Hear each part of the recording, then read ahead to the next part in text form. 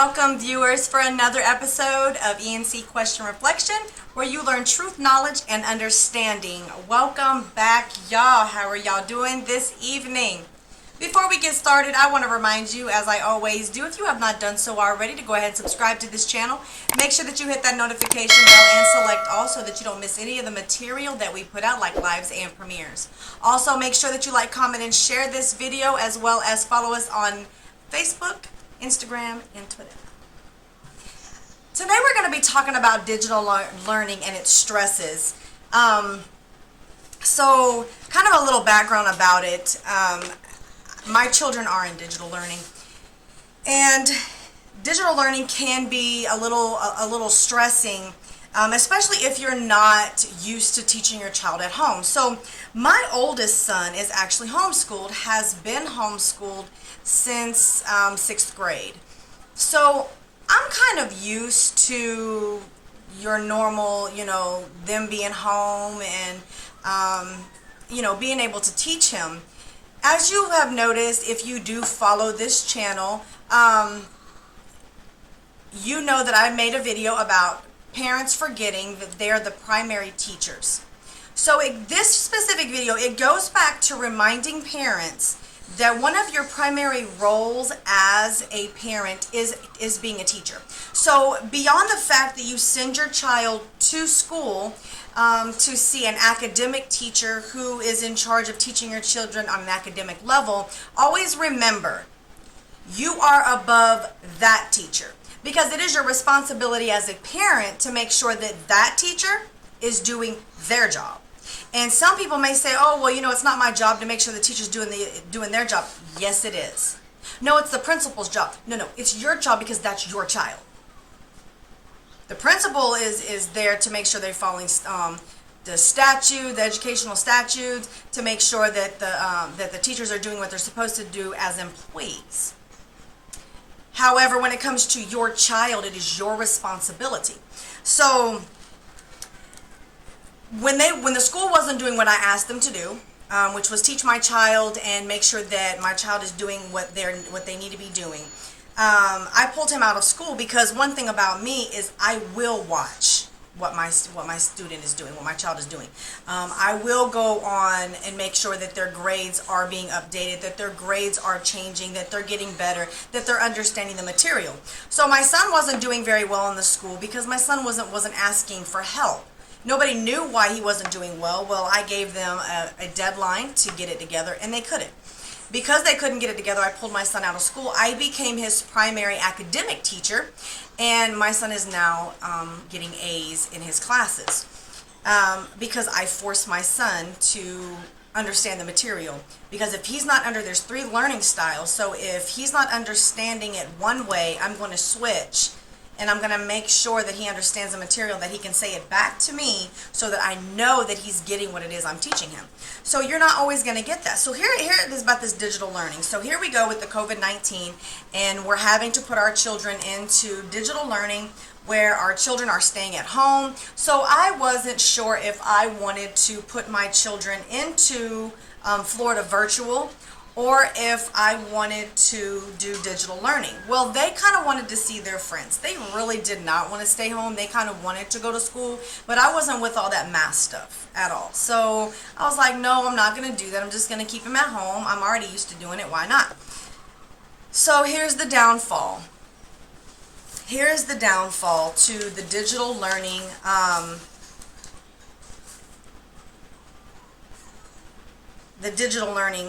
at home. Although you monitor your child,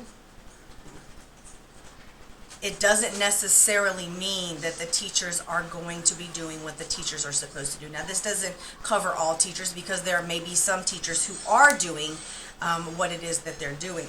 So I'm thinking, oh, these teachers, they got it covered. It should be just like any other school, where they meet these kids in class, they're teaching these kids, and then the kids are getting their work.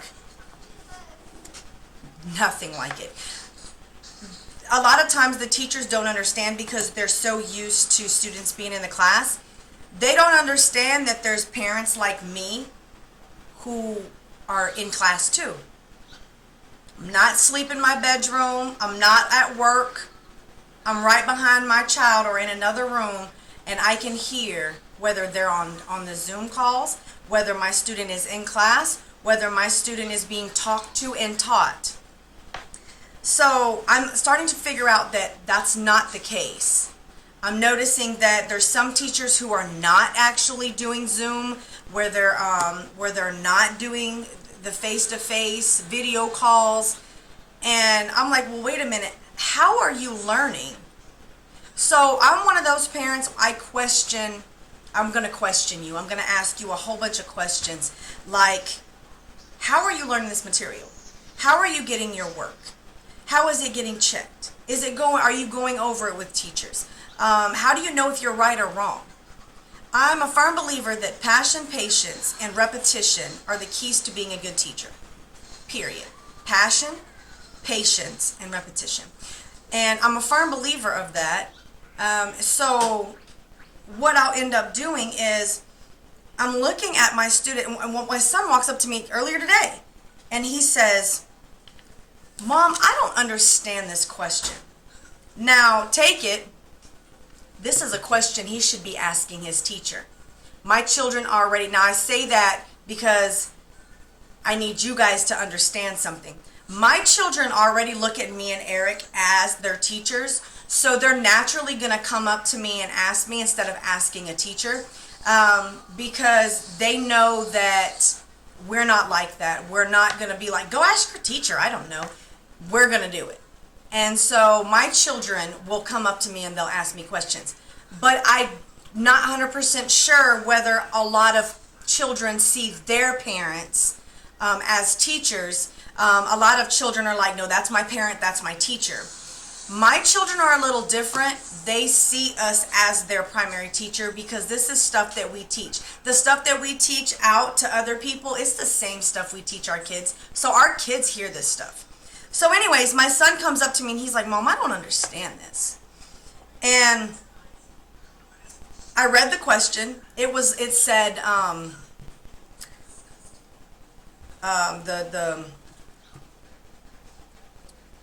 what is or it didn't even ask a question. It was just like, it was like basically asking what's the setting of the story. It was, oh my gosh, it's on the tip of my tongue. I hate when I do that. But I'm thinking about my grandbaby behind me who is playing with a phone. I can hear it. Miss Priss, can you please turn that down? I can hear it.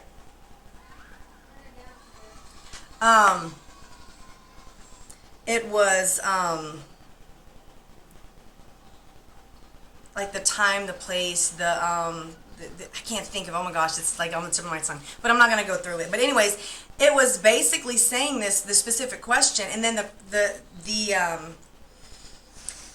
answers were like plot, setting, theme, and so my son comes up to me and he's like, I don't understand what they're asking. I mean, I've read the story and, you know, what are they asking me? Where am I looking for? Oh, where did the story take place? That's what it was. Where does the story take place? And he's asking me, I don't know. What do you mean? Where does the story take place? So I'm like, bring it to me. Where's the story? So we're going over this. But this is the problem that I have, because I have no problem teaching my children the things they need to know. The thing is, he's given a story. He reads the story, and he's supposed to understand when it says, what is the, I just had it. Where did the story take place? That's the question. Where does the story take place? And then you have your answers like plot, theme, setting. Wait a minute. You're asking a child, where does the story take place? They're reading the story. They don't know where the story takes place because you're not teaching it to them. You're giving them a story and expecting them to understand. That's not teaching. So this is one of the biggest problems we're having right now in digital learning that I am noticing, and my children have 7 periods. So this is not something that one teacher's doing. This is something I'm seeing consistently. So then we're going and we're looking at these kids' grades, and they're failing. And I know it's not just my children. it's a majority of people whose children are in digital learning, their kids are failing and they're wondering why.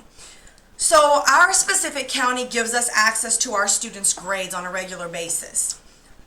I'm going through and I said, you know what? If you're missing work, let's find out what it is. They're locking assignments, they're doing it. So my students are failing, and I'm sitting here wondering, well, what is going on? If my students were if my children were in my class, they wouldn't be failing. And I know that because I don't have a classroom. I have 3 kids, and I would have that much time to give to them. So anyways, they're failing, and I'm hearing other parents like, are your kids failing? Are your kids failing? And I'm like, yeah, and my kids normally get really good grades, so what's going on? So here's one of the number one problems. The teachers are not teaching them. The teachers are literally popping in. Some of them are not even showing up to Zoom or video call, whatever other people use. They're not even showing up. My kids, I get a phone call every single day that my child is absent from school. Every day. And I say, hold on. I know they're not, because I have now implemented a bell in my house. I plug it up. I have it. It's an app I put on my phone. I put the whole schedule for the school. And I have it connected to my sound bar. So every time school starts at 9:10, a bell goes off at 9:10. The next bell, when class ends, the bell goes off. When the next class begins, a bell goes off, just like in school. Just like in school. I have that. So every single time school ends, and then on top of that, I cast the time onto my TV, because I have a smart TV, so I cast my app onto my TV so my kids can see how much more time's left in class and how much and how much time they have until the next class begins. So all of that I've implemented into my classroom. So how am I getting a phone call every single day, and I'm watching teachers be late to Zoom, but you're claiming my student is absent? No, you're tardy. But these teachers aren't being held accountable for that. Oh, trust me, I have a meeting next Wednesday, so all this is going to be covered on my children's side. I'm just here to educate and to talk about this specific situation. So maybe the parents who are stressed out about digital learning can kind of be like, oh, okay, so this is what we need to do. This is what we need to do. So there's that issue. But one of the most primary issues as far as the kids failing is that these teachers are not teaching. They're literally coming in saying, okay, the assignment for today is this, and then they're leaving. See, that's not how you teach. That's not how you teach students. These kids don't know what they're looking at. The point of going to class is and being a teacher is so that you can teach the children something that they don't know, and teach them the things that you do know, and be able to implement it enough to them so that they can retain the information. But if you're handing a child, like they did my child today, handing them a story and say, well, where does the story take place? When I looked at it, I said, okay, the story takes place in the local basketball. But then he was like, but that doesn't make any sense, Mom, because I wasn't looking at the quiz at the time. So he's like, well, look at the options I have. Setting, plots, and theme. And I said, oh, they're asking you, where does the story take place? The definition for that is setting. And he said, oh, okay. The problem is, had he went over that lesson with the teacher, had the teacher actually sat in front of the class, class is about between 42 and 48 minutes, depending on what class it is. So if for 42 minutes, I'll just use the lowest one, the 42 minutes, had that teacher spent the time saying, okay, so this is what we're going over setting. Today's setting means, or it entails, where is the story taking place? This is the setting of the story. And had they said that, when my son read that, he wouldn't have been like, I don't know what I'm looking at. So that's a common problem. And I know that teachers are not used to doing digital learning.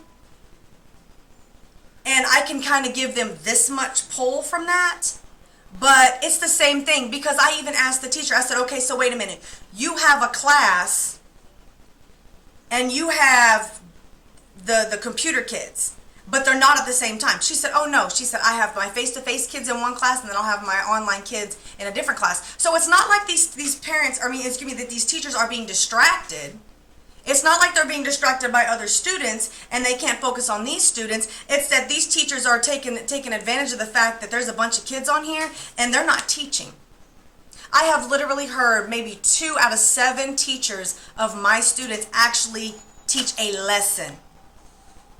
Actually say, okay, let's open our books to this and this, and this is what this means. I've only seen 2 of them, and trust me, I'm going to shout them out on next Wednesday when I have my meeting with this entire school, because they're not pleased that I made a parent-teacher conference. I only do parent-teacher conferences when parent-teacher conferences are extremely necessary, when the teachers are not on the same page that I'm on, and I need to get them there. One thing I want you parents as women and fathers to understand is that you are your child's primary teacher. It is your responsibility to make sure that those teachers are doing their job because they are teaching your child. They could be teaching your child something that you don't necessarily agree with, so you have to make sure that you implement whatever it is that they're doing wrong. You have to communicate that with your teacher. If that teacher is ignoring your child, or that teacher is, feeling like your child is a disruption, let's figure out why that child is a disruption. I found out one teacher she kept complaining that my son was disrupting her class. So I call a meeting, because I don't play that, and come to find out, she's actually provoking the entire class. So my son didn't appreciate her provoking or saying, y'all need to shut up, or y'all need to... He didn't appreciate that. He didn't appreciate the way that she was talking to him. So he just... I don't like the way you're talking to me. And she didn't like him saying that. Excuse me. And then she's like, well, you don't have to say that in the whole class. Well, you just said that to me in front of the whole class. So teachers are very quick to provoke students. There's a different way to handle it. You can pull a kid, come here. Hey, I need you to be quiet. We're trying to learn. That's how I do it. And I don't have any problems out of kids. So I know if I can do it, you can do it. And you say that you've been a teacher for 20 years. Doesn't sound like you've been doing a very good job for 20 years. So beyond that, that's not even the point. Beyond that, you have them constantly marking kids absent or tardy. A child is not going to sit on Zoom for 15 minutes waiting for you to show up to class, and then they log out and go do their work, and now because you didn't see them, you count them absent. No, ma'am, you're not doing that either. No, ma'am. No, ma'am. And I have literally watched it, so it's not like my kids are like, Mom, she's just not showing up. It's literally, all right, y'all, let's get to class. Like... Bell's found a ring, you got 30 seconds to log in, and my students are both logged in, and I'm looking at screens. I'm looking at black screens that says you're waiting for your host to start the meeting. 15 minutes later, I might have one student that's already logged in, and I have another student who's still got a black screen. I told him one time, I said, you know what, just go ahead and do the schoolwork, because this is 20 minutes and this is ridiculous. Or they can't get it together and they start switching schedules and don't even tell the students that they've switched the schedules, and so now you have kids in the wrong classes that are being kicked out and don't know where they're supposed to go. As parents, we have to stay communicated with the school. Because I'm going to tell you something that I have learned through these whole years in school, is that when they know a parent don't play, or when they know a parent is very active in a child's life, that's the child they're not going to play with. That's the child that they're not going to ignore. I have noticed this, that when you have parents that, that parent don't care about them, that teacher's not going to care either. And I hate to say it, and it's not all teachers, but it'd be teachers that do that. But if you put that pressure on those teachers, and I'm not talking about being disrespectful, I'm not talking about going up and intimidating the class and intimidating the school and whatever. But what I do, they know, oh, Miss Charmaine called? Somebody ain't doing something right. Because I don't call just for nothing. I don't call and set up appointments. I don't call teachers. I don't call principals. I don't call the student board. I don't call those just to be creating things. I call it because somebody's not doing their job, and these 3 boys are me and Eric's responsibility. And we have to make sure that they're getting the things that they need. And digital learning is not working because it's not working because the teachers are not, they're not actually teaching the class. So as parents, you have to communicate with every single one of the teachers. Like, I'm watching you. Why are you not in class? And I have done that. And then 2 minutes later, I have a teacher pop up on the screen. Excuse me. And I'm one of those. And like a lot of people know, this is why I cannot work for people. This is why I have businesses of my own. I cannot have somebody over me other than my husband, because I'm gonna be on top of people, and it's what made me a good manager and a supervisor. But I can't have people over me because I tend to run things, and it can cause conflict. So I would just rather own my own businesses than to deal with that. But when it comes to my kids, I'm in charge of my children. It's my job to make sure that they are getting the things that they need. I am sending my child off on someone else for them to academically teach those children.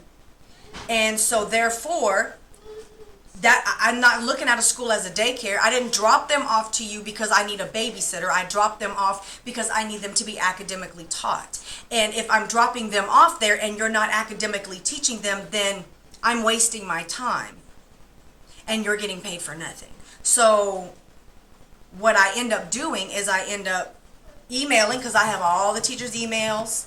I end up emailing, good morning, hello. I noticed that you're not logged into Zoom. Are you not doing Zoom today? My child is waiting for you to log in. Do he need to wait?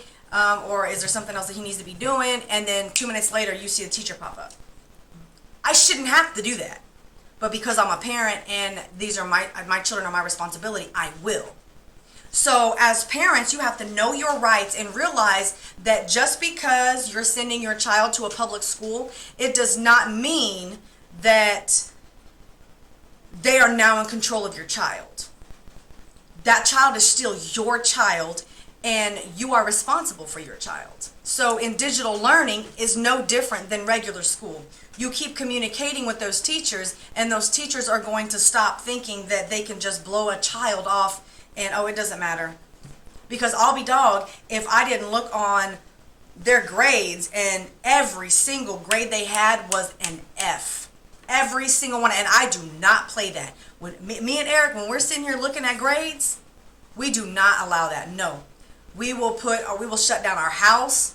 And that's exactly what we ended up doing. And then I'm texting teachers like, I need y'all to update grades. They're doing all this makeup work that y'all claim that they haven't done, and so now they've done this work that you claim they haven't done, and now you're not even updating the grades. So I'm gonna need you to update these grades.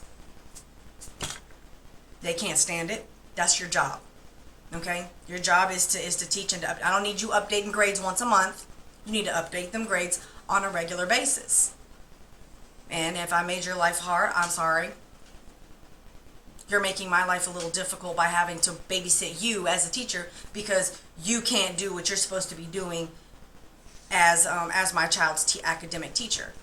And then you'll have some teachers, well, I can't get the class under control in digital, and no, you can't get your class under control because you didn't establish that. You didn't set those expectations in the beginning. You have no order in your class, and it's affecting the other students. So you'll have a lot of children who are failing these classes, for one, because they're not being taught. They're not given, okay, well, I need you to do this, let's go do it. And the last thing I'm going to say is the fact that as teachers, if a child is failing, you need to make every attempt to call the parents. And parents, pay attention to your child's grades, because when those teachers are not communicating with you, you need to communicate with them, because it's almost like as long as they don't get caught doing it, they're going to keep doing it. As long as nobody's saying, oh, well, nobody cares that I didn't update the grades. If nobody says anything to them, it's going to stay the way that it is. The second that I seen them grades the way they were in my children's Skyward, the second I saw that, I'm sending emails out.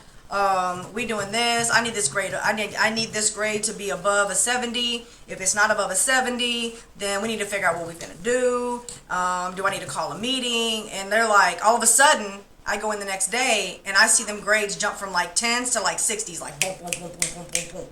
Oh, well, they need to make up these missing work. Well, you should have been telling me this. See, it's not difficult because the principals, I have the same email, same phone numbers as all through the years. I have multiple options for communication. So there's absolutely no reason, you have no excuse for not contacting me. I had one of the principals call me on my cell phone and she was like, hey, the teacher said they tried to call you and they can't reach you. I said, Tiffany, you know they lying.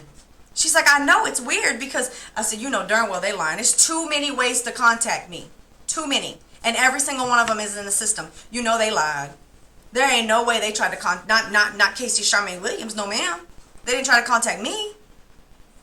They didn't try to contact Aaron. So, they lying. They lying. And I will call them out in it. And she's like, I know. And I told them, one of the teachers finally, like the next day, she emailed me. And I said, you did not try to contact me. There is no way. Because just like you contacted me now, you could have contacted me before. You didn't even try. My child is failing. He has a bad grade. And it's only when I say something to you about it that all of a sudden I'm getting communication. It wasn't this difficult before because my email, I have 4 different email addresses because I have multiple businesses, and them schools know every one of my email addresses. They know both my phone numbers. They know everything that you could. They can text, they can call, they can leave voicemails. They don't do it. So as parents, you have to do that. As parents, you have to say, you know what? These teachers ain't calling me. And my son or daughter is doing this, or they got this going on, something ain't right. Something's smelling kind of weird today, and we're gonna have to fix this, because I don't want to hear any parents calling me, texting me, telling me something. I don't understand what's going on with digital learning, but you're really not doing what you can do as a parent. Understand this, parents. You are your child's primary teacher. You are there to make sure that those academic teachers are doing what they are supposed to do as academic teachers. No, you're not their boss as far as what the principal is, and no, you can't tell them, you can't boss them around, tell them what to do. But when it comes to your child, you can make them act. You can make them, make them put forth an effort into what they're supposed to be doing as your child's teacher. Now, you can't be forcing them to do what they're supposed to be doing, and you're not doing what you're supposed to as a parent. Because then they're going to call you out on it, like, look, I'm trying to do what I'm as a teacher. Where are you at? You're supposed to be their parent. Digital learning is becoming stressful because no expectations were set. Parents don't know what they're supposed to be doing. The teachers aren't communicating. You got kids who are sitting there like, Mom, I don't know what to do with this. And then you have the way they're teaching. You have parents who are like, I don't even know what I'm looking at. The teachers have to teach class. You can't just log into Zoom for 10 minutes and then log out and say, okay, now go do your work. You don't get study hall every darn hour, every time online class comes. You need to make sure that you are watching what they're doing. Make sure they're doing their work. Make sure that they're understanding. Make sure that you are readily available for them to be able to answer questions.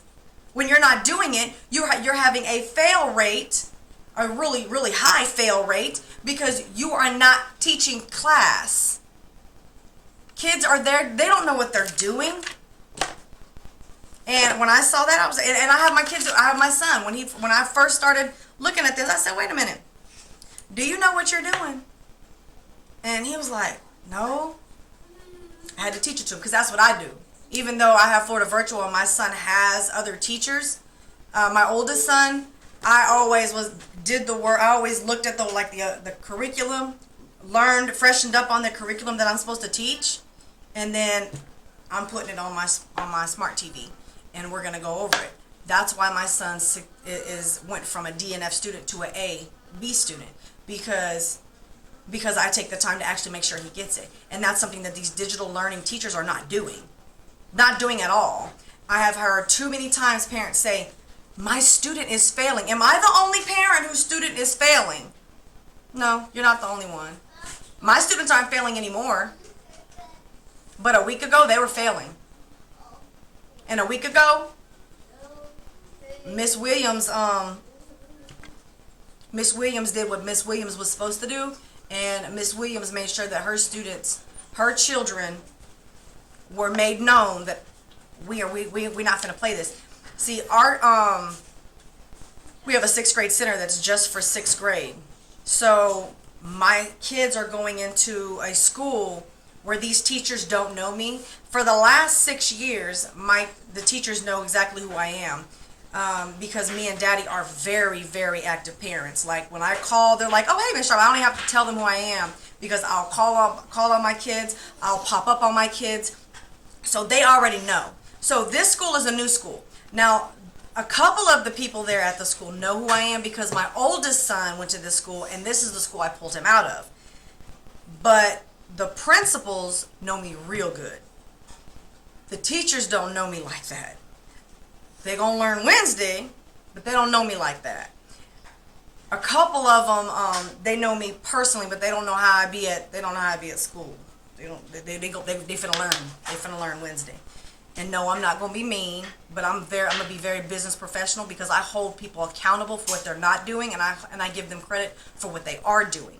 So if you're doing a fantastic job, I'll tell you thank you. I appreciate you doing that. You know, I know it can be hard to be an academic teacher sometimes, and I'll tell you, but I appreciate you doing that. As far as those who are not doing what you're supposed to be doing, y'all need to tighten up, and that's how I'm going in this meeting.